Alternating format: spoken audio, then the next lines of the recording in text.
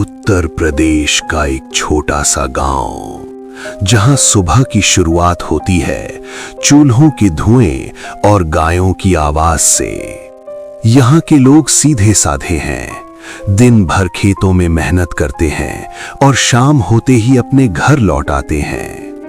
गांव में हर कोई एक दूसरे को जानता है। रामू किसान, बुजुर्ग हरिराम और छोटा सोनू सब अपनी जिंदगी में व्यस्त। लेकिन जैसे ही सूरज ढलता है, इस गांव का माहौल बदलने लगता है। रात होते ही लोग अपने दरवाजे बंद कर लेते हैं और कोई भी बाहर निकलने की हिम्मत नहीं करता, क्योंकि गांव के बाहर एक पुराना बरगद का पेड़ है जहां से हर डर की शुरुआत होती है। लोग कहते हैं उस पेड़ के नीचे कोई रहता है जो इंसान नहीं है। कई साल पहले एक औरत यहां मरी थी और तब से वो वापस आ चुकी है। जिसने भी उसे देखने की कोशिश की वो कभी वापस नहीं लौटा। लेकिन उस रात सोनू ने डर को चुनौती दी और घर से बाहर निकल गया। सोनू धीरे धीरे अंधेरे में आगे बढ़ रहा था। उसका दिल तेज धड़क रहा था, लेकिन जिज्ञासा डर से बड़ी थी। अचानक उसे लगा जैसे कोई उसका नाम फुसफुसा रहा हो, सोनू सोनू। वो पीछे मुड़ा, लेकिन वहां कोई नहीं था, सिर्फ सन्नाटा और ठंडी हवा। अनजाने में उसके कदम उसे उसी बरगद के पेड़ की तरफ ले जा रहे थे। जैसे ही वो पेड़ के नीचे पहुंचा, चारों तरफ का माहौल अचानक बदल गया। पेड़ के तने के पीछे कुछ खड़ा था जो धीरे धीरे उसकी तरफ देख रहा था।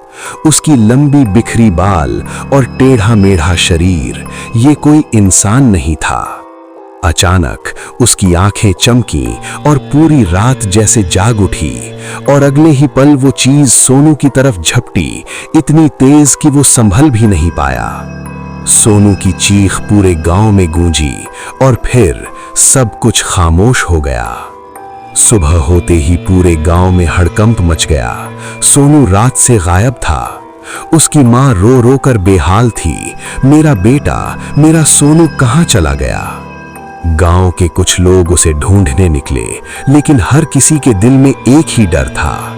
उनके कदम सीधे उसी बरगद के पेड़ की तरफ बढ़ रहे थे जहां जाने से सब डरते थे। और फिर उन्हें वहां मिला सोनू का टूटा हुआ चप्पल। ये देखकर सबके होश उड़ गए। अब किसी को शक नहीं था। अचानक तेज हवा चली, जैसे कोई उन्हें वहां से भगा रहा हो, और तभी पेड़ पर एक परछाई दिखी जो इंसान की नहीं थी। डर के मारे सब वहां से भाग खड़े हुए। कोई पीछे मुड़कर देखने की हिम्मत नहीं कर पाया। उस दिन के बाद गांव में सूरज जल्दी ढलने लगा और डर पहले से कहीं ज्यादा गहरा हो गया।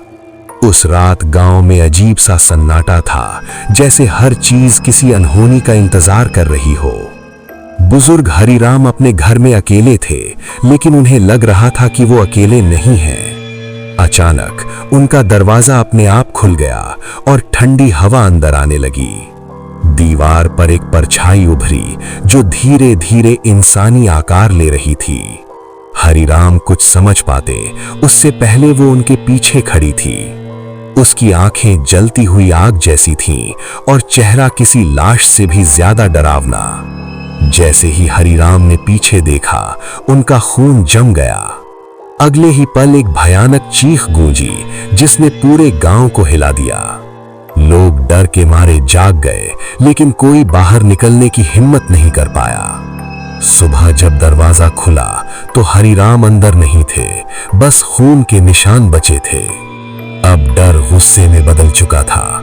गांव वालों ने फैसला कर लिया, आज उस डायन का अंत होगा। हाथों में मशाल लेकर पूरा गांव उस बरगद के पेड़ की तरफ बढ़ने लगा।